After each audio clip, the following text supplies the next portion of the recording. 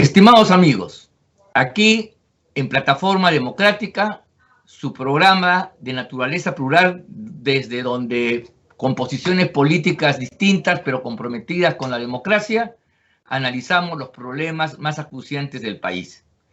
En esta oportunidad estamos con Juan Cheput, yo Ángel Delgado en la conducción, y no contamos en este momento con Víctor Andrés García Belaúnde, que por razones especiales no nos acompaña porque está fuera del país. Sin embargo, igual vamos a llevar adelante la conversación sobre los acontecimientos más importantes que han acaecido la semana pasada, pero sobre todo vamos a tratar de ver cómo se pinta el panorama para la presente, para los próximos 7 días. Yo quisiera empezar señalando lo siguiente. Estamos en una situación donde llegamos ya a la cuarta y última semana del mes de junio, ya se llevaron adelante las elecciones en segunda vuelta. Estas, como todos ustedes conocen, han tenido resultados muy controvertidos. Hay un porcentaje muy alto de la población que alcanza o incluso supera los 2/3 que considera que han habido gravísimas irregularidades, fraude para decirlo en sencillo, y eso tendería, por lo menos ante un grueso sector de los electores del cuerpo ciudadano, implicaría una importantísima deslegitimación para quien pretenda asumir de esta manera las riendas de la República. En todo caso, vamos a ver, estamos a la espera de lo que ya decida el jurado electoral, aunque como conversamos en la interna, el hecho que ya se hayan establecido, por un lado, criterios para cómo tratar los expedientes impugnatorios o que piden nulidad por la mayoría del Jurado Nacional de Elecciones, y habiéndose conformado una mayoría de 3/4, el último miembro, Rodríguez Montesa, que llega tras la declinación o retiro del vocal Luis Arce Córdoba, simplemente tiene como efecto, y esto hay que decirlo con claridad, mantener el quórum. La ley orgánica del Jurado Nacional de Elecciones establece que el jurado, para funcionar y para decidir, necesita 4 miembros. No importa cómo vote Rodríguez Montesa, podría votar a favor, podría votar en contra, podría no votar, podría no hablar, y lo importante es que esté presente. Por eso yo dije alguna vez, ahí un florero con la cinta del magistrado sería suficiente. Por lo menos Rodríguez Montesa está votando en un sentido similar al que hizo Arce Córdoba. Está rechazando, no se ha acoplado a la mayoría, pero la mayoría de 3 es suficiente para que rápidamente se den cuenta de los expedientes que faltan.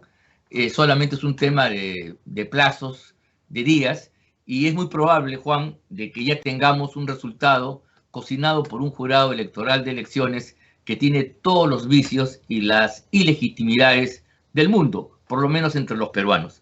¿Cómo ves tú la situación a partir de esta decisión que parece ser que ya se está avecinando, ya se avecina con prontitud? ¿Cómo ves tú la situación? ¿Qué consecuencias va a traer esto para el país? Muy buenos días, Ángel. Mira, yo no tengo ninguna duda que en las próximas horas, a lo largo de esta semana, ya deberían estar proclamando como presidente del país al señor Pedro Castillo, lo cual definitivamente va a enfrentar una crisis de legitimidad. Y lo digo porque la forma cínica como viene actuando el Jurado Nacional de Elecciones, descartando pruebas, indicios, argumentando que son parte del ámbito de la Fiscalía y no decisión del Jurado Nacional de Elecciones, decidir si es que esas actas son válidas o no, pues es parte de una monserga, un show preestablecido para brindar la figura de que se viene actuando, se viene revisando, cuando desde un principio había un propósito establecido que tiene que ver con dar como ganador al señor Pedro Castillo. Y en ese sentido, como anunciaste en el inicio del programa, en ese sentido, tenemos que ver que los poderes fácticos se han puesto de parte del señor Pedro Castillo. Ya hay visitas, de personajes, hay visitas de organismos internacionales, es decir, se le está proclamando de facto. Y ante eso, a mí me sorprende mucho la pasividad política del fujimorismo. Parece que no tuviera bancada electa, parece que no tuviera bancada en ejercicio, ni electa ni en ejercicio. Yo desde un principio he dicho que la razón jurídica es complemento de la razón política. Situaciones como estas se combaten con la razón política. Y lamentablemente la política ha estado ausente. Uno de los espectáculos que más me ha asombrado en los últimos días ha sido que un opositor político que denuncia que le están robando las elecciones, invoque pues a Dios y pida que prendan velas, en una clara manifestación de no entender lo que es la política, que es que el mismo político ingrese en el terreno de los acontecimientos para cambiar el rumbo de los mismos, ¿no?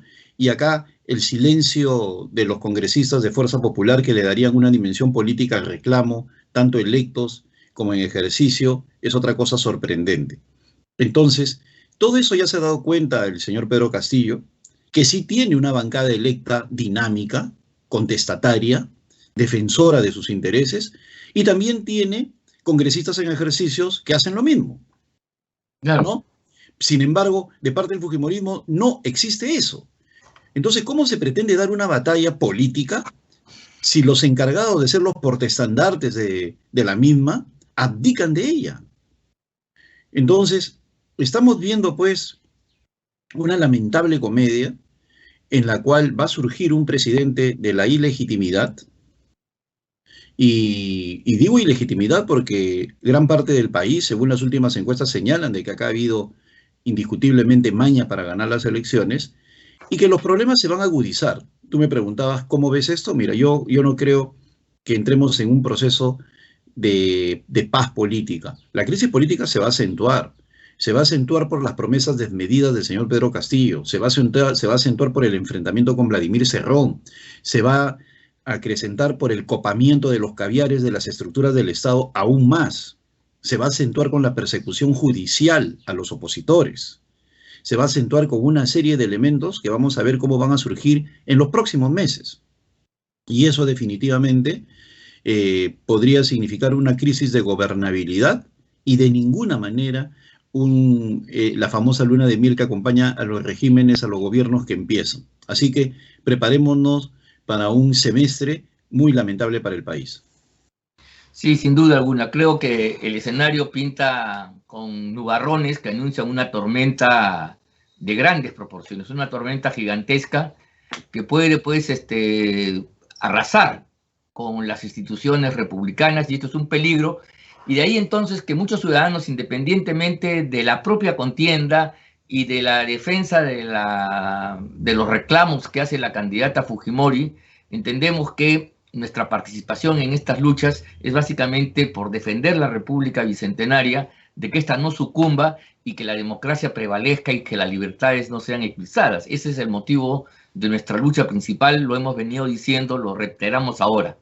Bien, y coincido contigo, pues tengo la impresión que el Estado Mayor fujimorista ha ensayado una lucha que la concentra y la limita, la circunscribe a los aspectos institucionales y legales, cuando estos, como ellos mismos lo dicen a veces contradictoriamente, y lo sabe el país entero, están viciados, tienen un comportamiento anómalo. Esa negativa de querer tener las planillas de cada mesa donde hay actas impugnadas, siendo eso parte del sistema electoral, o como por ejemplo trasladar aquellas firmas que se consideran irregulares a que RENIEC, que tiene todo un aparato especializado en verificar firmas y que también es parte del sistema electoral, no lo haga, es una negligencia culposa, es una actitud que no terminamos de entender. Mira, yo digo, puedo discrepar, puedo pensar que la señora Keiko Fujimori está con una rabieta, puedo pensar que mi amiga Lourdes Flores está mintiendo, puedo pensar que Jenny Belcatoma dice cosas que no son ciertas. Correcto, ese es el punto de partida. Pero la forma de desenmascarar esto y de ponerle coto, es justamente trayendo documentos que son públicos y mecanismos institucionales que operan en el sistema electoral, y en un santiamén, en un par de días de veras, se podría demostrar que, por ejemplo, los muertos no están votando, se podría demostrar que las actas corresponden exactamente con el número de sufragantes que aparecen en cada mesa. Eso se podría resolver, pero la negativa es lo que yo creo que marca el compromiso de la mayoría del jurado de elecciones con una conducta absolutamente irregular para ungir un presidente a como dé lugar. Pero esto no es todo. Yo quisiera preguntarte a ti si esto es solamente del jurado, porque parece que estuviera acompañado por otros organismos del Estado. La Presidencia de la República creo que no puede explicitar de modo más claro su apoyo, su deseo de que ya se proclame a Castillo. Y mira tú, cuando se ha producido esta crisis, cómo los aparatos que creó Vizcarra y la recomposición que logró en el Ministerio Público, en el Poder Judicial, en la Junta Nacional de Justicia, ya se han activado para poder, primero, nombrar sin ningún tipo de trámite, sin ningún tipo de formalidad, al reemplazante de Arce Córdoba, por un lado, y por otro ya empieza el procesamiento de trituración, de descuartizamiento de Arce Córdoba por parte de la Junta Nacional de Justicia. Se ha anunciado ya una audiencia donde seguramente van a concluir con su destitución como fiscal supremo. Entonces ya estamos viendo cómo opera esta maquinaria, y no es solamente pues el fraude que se realiza en las paredes del Jurado Nacional de Elecciones, sino creo yo que buena parte del Estado, el gobierno y las instituciones que tienen que ver con el proceso electoral han cerrado filas para ungir a Castillo como dé lugar. Entonces no estamos solamente ante una cosa localizada, por eso es que Salas Arenas se siente fuerte, por eso es que Rodríguez Vélez, que tuvo una posición independiente, discrepante en un momento, se ha alineado claramente ya con la mayoría en el jurado, porque sienten que hay un respaldo y una presión.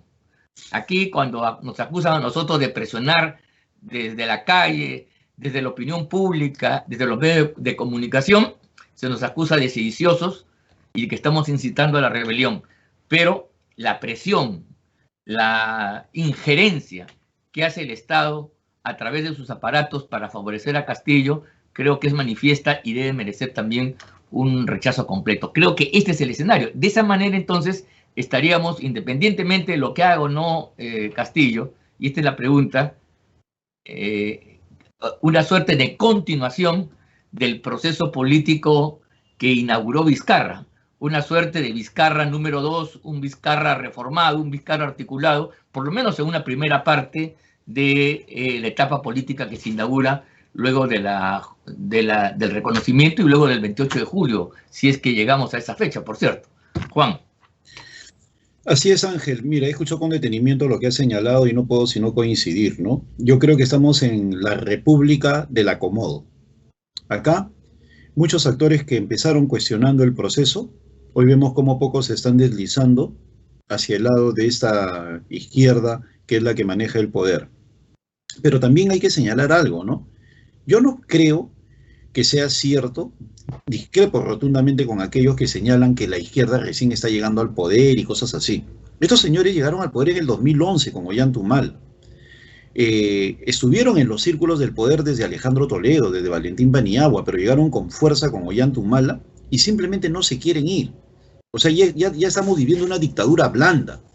Es eso lo que hay que señalar, que tiene todos los componentes de una dictadura: manejo de instituciones, poderes fácticos que se convierten en parte del gobierno de turno por los intereses mercantilistas existentes y obviamente activistas remunerados. Todo eso tienen estos señores. Entonces, cuando vemos que la Junta Nacional de Justicia actúa con una rapidez inusitada, cuando vemos que la Fiscalía de la Nación se pone de costado, cuando vemos que el Jurado Nacional de Elecciones actúa con desparpajo, cuando vemos que la RENIEC, en lugar de brindar información oportuna, pues simplemente se hace de la vista gorda. Una RENIEC que, por si acaso, en los medios se dice que está en poder de los rojos desde hace 20 años. ¿Eh? Sí, claro. Una persona emblemática ha sido el señor Jorge Iribarren, que es un personaje vinculado al trotskismo nacional y que ha estado ahí varios tiempos. O sea, eso está copado. Por eso la vicepresidenta actual sale de esas huestes, porque ellos han copado en funciones la RENIEC desde hace mucho tiempo y no la han dejado, ¿no? Paraíso de las consultorías de estos personajes que se autollaman notables, ¿no? Habría que ver cómo son las consultorías en la RENIEC para darnos cuenta. Y la misma OMPE, ¿no? Que también está actuando con una falta de transparencia absoluta, con pretextos y leguleyadas en lugar de buscar que la opacidad quede de costado. Pero a todo eso hay que agregar cosas elementales.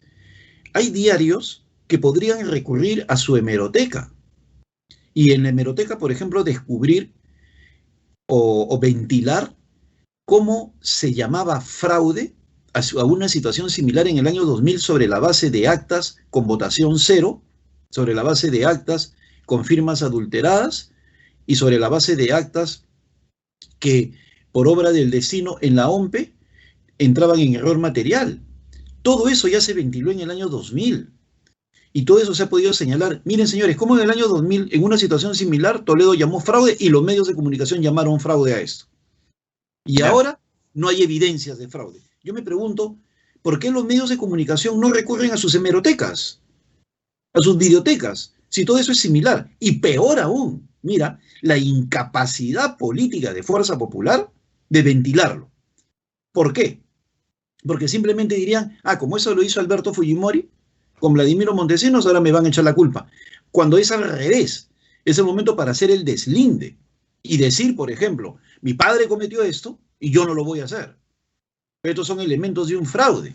O sea, esa incapacidad política para poder señalar el problema y el manejo de un entorno nocivo son los que nos han llevado a esta situación. Un entorno nocivo de parte de los que están en esos momentos siendo defendidos por los demócratas. Un entorno nocivo en el cual personajes como el señor Carlos Raffo en algún momento tendrá que aclarar su papel en esta situación. O sea, personajes que han surgido, se llenan de poder y ponen zancadilla tras zancadilla en el proceso, post el proceso, y Dios sabe hasta cuándo. Entonces, esa incapacidad política es la que nos está llevando a una situación, y yo creo que la lucha es otra. La lucha ahora es otra, que no tiene que ver ni con Keiko ni con el señor Castillo, tiene que ver con la supervivencia del régimen democrático. Y en ese sentido no es golpismo entender de que una situación de crisis nos puede llevar a pensar, y tengo derecho a pensar según la Constitución y decir mi opinión, por si acaso algún progresista ahorita quiere denunciarme por eso, como se estila ahora, tengo derecho a opinar, constitucional. Yo creo que pensar en unas elecciones no es ni un acto de sedición, ni un acto de golpismo. Es un acto que refleja la situación actual de completa ilegalidad. Y quienes están patrocinando al señor Pedro Castillo ignoran la historia. Son ignorantes en historia, en cualquier lugar del mundo. Un gobierno que nace con estos pies de barro enfrenta crisis desde el primer instante. En estos momentos no hay un líder claro de la oposición, pero surgirá. De repente será un colectivo. Podría ser coordinadora republicana, no sé. De repente no es una sola persona. Pero llegó el momento de la lucha, porque acá estamos enfrentando a un grupete de izquierdistas que han tomado universidades y la están convirtiendo en mediocres, que han tomado el sistema de justicia y hacen lo que se le da la gana, señalando como culpable a quien no piensa como ellos, que han tomado el sistema electoral, que tienen el control del Parlamento sobre la base de ¿qué? De haber sacado a todas las personas con trayectoria y con experiencia para colocar a novatos. ¿Alguien piensa que el nuevo Congreso va a poder enfrentar a Pedro Castillo y a los poderes fácticos? Por favor. Cuando yo veo las conferencias de prensa con estas novedades, me doy cuenta, como me decía en una oportunidad Mauricio Müller, mi querido amigo nuestro, me decía, pues acá el mundo de los jotitas, ¿no? O sea, le ganan el primer partido a Bolivia, ya creen que están en el Mundial y el siguiente partido pierden 7-0. Entonces, igual, acá surge una persona, un buen tuitero, y ya lo convierten en héroe nacional. Entonces, no es así, el Congreso es otra cosa. Y este Congreso, absolutamente fraccionado, lleno de personas de buena voluntad, pero novatas, sin experiencia, se van a enfrentar a poderes fácticos y sobre todo a un sector político con experiencia, con maña y que está manejando el poder de manera arbitraria. Entonces la lucha tiene que ser en otro sentido. Y otro elemento que yo creo que falta en el análisis y que tampoco se ha dado. ¿Cuál es el objetivo que buscamos? Eso se lo decía a una persona muy interesante que tú conoces, una persona muy querida, un gran empresario que se ha metido con todo en este asunto. Y le decía, ¿cuál es el objetivo de la marcha? ¿Nuevas elecciones? ¿Decir de que esto está amañado? ¿Decir que Keiko Fujimori debe ser presidenta? Entonces, si no hay un objetivo claro, todo instrumento va a quedar en el aire. Yo creo que el objetivo debe ser decir con absoluta claridad que esto es ilegítimo y que los dos candidatos están de más. Uno y el otro, y eso no es inconstitucional. Acá estamos viviendo un proceso amañado y más bien si nos callamos, eso va a generar un problema. Estamos viviendo un proceso amañado. O nos cruzamos de brazos y vemos cómo arrasan con todos nosotros, o empezamos a hablar en voz alta independientemente de las consecuencias, que yo creo que un político no debe temer a las consecuencias cuando se trata de defender el régimen democrático. Acá estamos viviendo una circunstancia muy difícil y lo más triste de todo es que los actores económicos, sociales, ¿no? Todos ya se están alineando, ¿no? Se queda el señor Velarde y salen los áulicos de la economía a decir qué bien se quedó.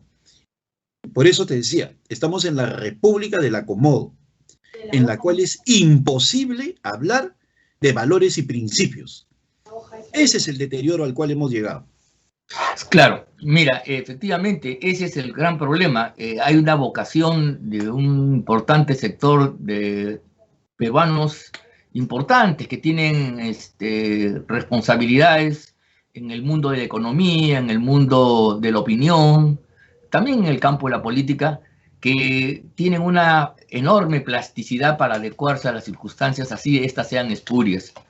Creo yo que no están percibiendo lo que tú has dicho. Yo quiero machacar que insistir en Castillo, en un contexto como el que estamos aquí dibujando y como se ve, además, ni siquiera tenemos nosotros que hacer mucho análisis. Ahí están las fotografías, ahí está el sentimiento de la gente, ahí están incluso las encuestas que reflejan de manera refractaria, pero reflejan de alguna manera una situación de general descontento. El señor Castillo va a tener un régimen que acuse serios déficits de gobernabilidad.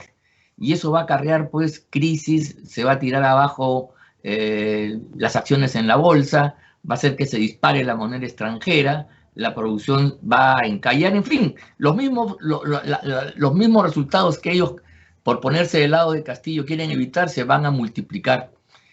Y por eso es que no se quiere pensar aquí en una salida política, que creo es democrática, plantear nuevas elecciones incluso más allá del momento en que Castillo sea elegido y cuando empecemos a visualizar estas fisuras que van a traer abajo el edificio estatal y van a hacer impotente la capacidad gubernamental de Castillo.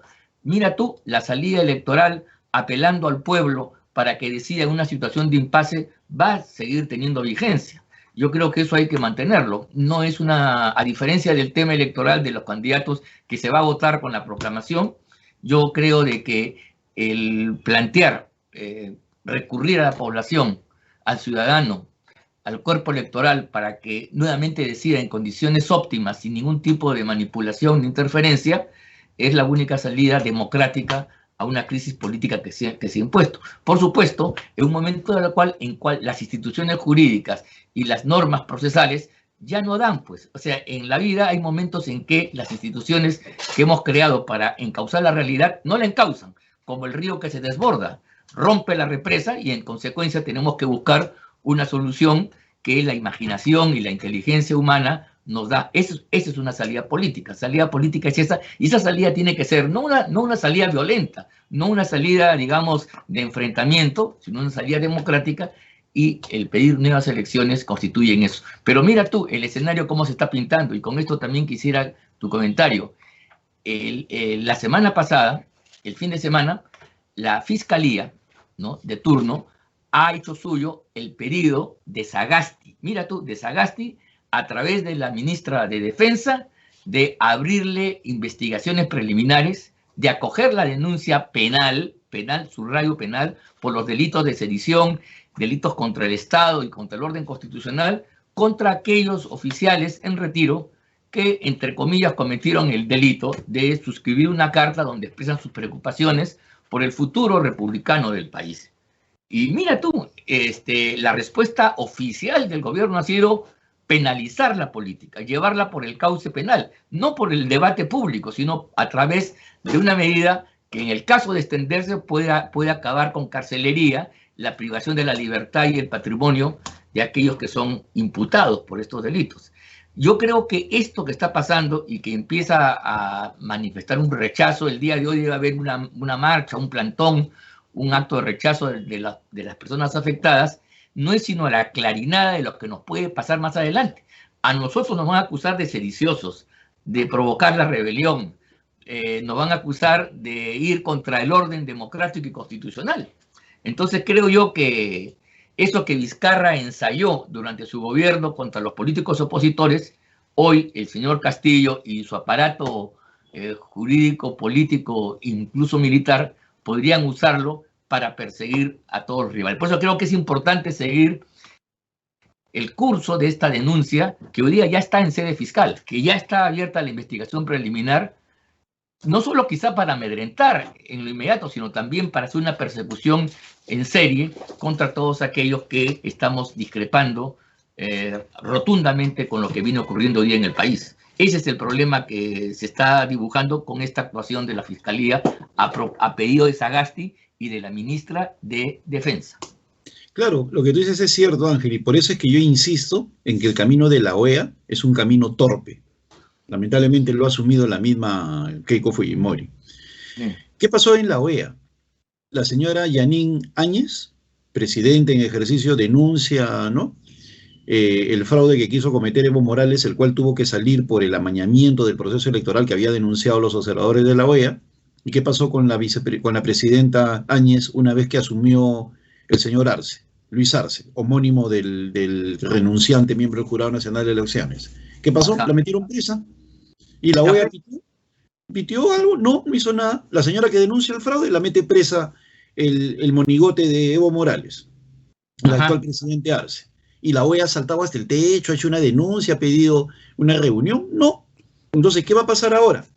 Le van a decir a los visitantes, muy bien, recibirán la carta, etcétera, etcétera, y luego dirán, le corresponde al próximo gobierno pedir, tal como hizo la señorita Yanine Áñez, Janet Áñez, pidió la auditoría, le corresponderá al que venga, en este caso Pedro Castillo, pedir la auditoría. ¿Y qué dirá la auditoría? Todo está bien, ¿no? No pasó nada. Y con eso, el señor tiene su carta para 5 años o para lo que quiera quedarse con el aval de la OEA. O sea, no están midiendo el comportamiento de la OEA. Y por otro lado, desde el año 2000, mi querido Ángel, desde el año 2000, no se había visto a un presidente que participe activamente del proceso electoral sin llamado de atención de las entidades electorales. Fujimori se metió abiertamente en el proceso y recuerdo su famosa frase, estoy con mi sombrero de presidente y estoy con mi sombrero de candidato, ¿no? Cuando repartía cosas, ¿no? Y el jurado callado, ¿no? Callado, no decía nada. Ahora el señor Sagasti no habla lo del sombrero, pero a veces está con la corbata morada y a veces sin la corbata morada, pero se ha metido lamentablemente en el proceso electoral con todo. Y este gobierno está absolutamente parcializado, porque no solamente son las entidades electorales, la OMPE callando a los futbolistas, diciéndole por qué estaban haciendo algún tipo de proselitismo y nunca dijo nada contra los artistas y otro tipo de personas que hacían proselitismo por Castillo, ¿no? Ahí sí se metió con los futbolistas, con lo cual mató una suerte de campaña. Y por otro lado, cuando vemos cómo las entidades electorales se ponen de costado ante los reclamos ciudadanos y cómo cuando un parlamentario, ¿no?, o el mismo expresidente Vizcarra se mete en el proceso, ni le llaman la atención. Al vacado expresidente, ni le llaman la atención. Sin embargo, cuando es otro ciudadano, titulares de la República sediciosos, ya la coordinadora republicana tal, etcétera, etcétera, ahí sí, golpistas, ¿no?, y con todos los insultos habidos y por haber. Pero cuando se trata de ellos, no. Entonces ya estamos viviendo un régimen autoritario, sin ninguna duda. Pero ¿sabes qué? Muy endeble. Dependerá de nuestra fortaleza y de nuestra unidad. Yo soy de la idea de hacer algo que hicimos en el año 2000, cuando se sabía después de la marcha de los 4 suyos que venía algún tipo de problema judicial, pues Alejandro Toledo tomó el liderazgo y conformó un grupo de abogados de inmediato. anticipándose a cualquier situación para estudiar los casos en los cuales uno podía ser involucrado. Recuerdo que una persona que actualmente ha candidateado por el fujimorismo, o sea, se ha convertido en vocero técnico, decía, no pasa nada, no pasa nada.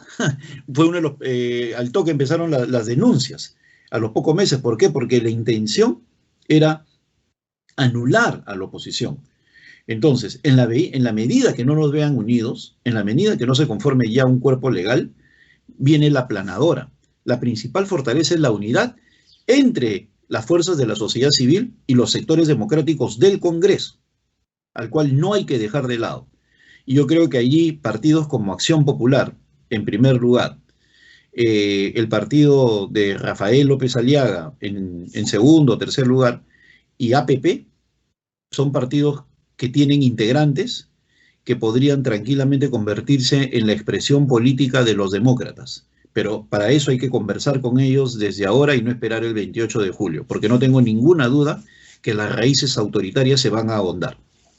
Sí, Juan, mira, yo quería ya, el tiempo es tirano como sucede generalmente, pero recordar lo que tú has dicho, el régimen de Fujimori en su tercera reelección, reelección, nació de un evidente fraude.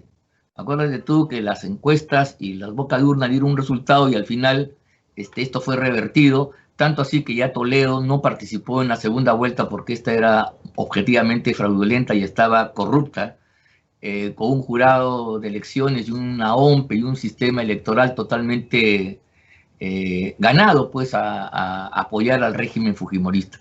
Pero ¿cuál fue la lección? El régimen fujimorista se ungió con la victoria, entre comillas, vino la marcha de los cuatro suyos con todo lo que nosotros significamos, la violencia que generó ello, la quema que provocó Montesinos del Banco de la Nación, recordemos todo con sucesos luctuosos y graves, pero Fujimori ya no tuvo la estabilidad.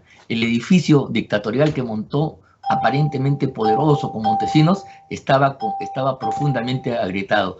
Y meses después, pocos meses después, recuerda tú, que la publicación de un video donde se mostraba el verdadero rostro del gobierno corrompiendo a parlamentarios, hizo que ese edificio aparentemente sólido, que había resistido todos los embates, se desmoronara en un instante y cayó, como recuerdas tú, y se inició la transición a la democracia.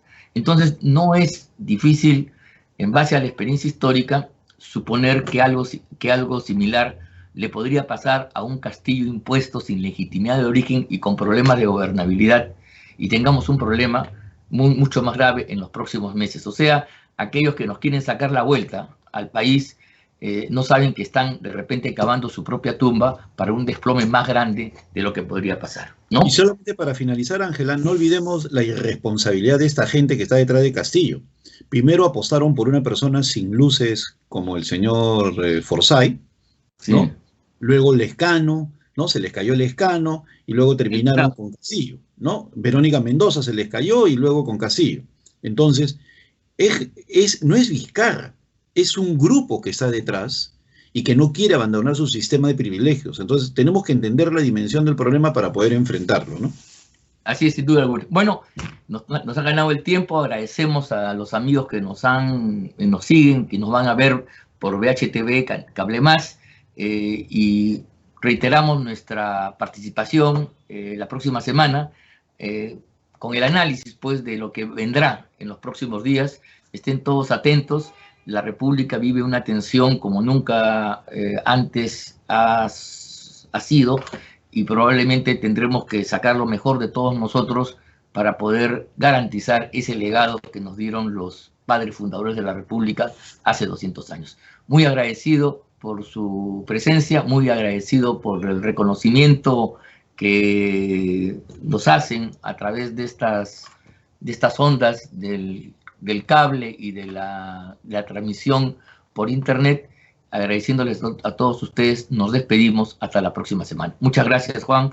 Muchas gracias, amigos. Muchas gracias. Gracias.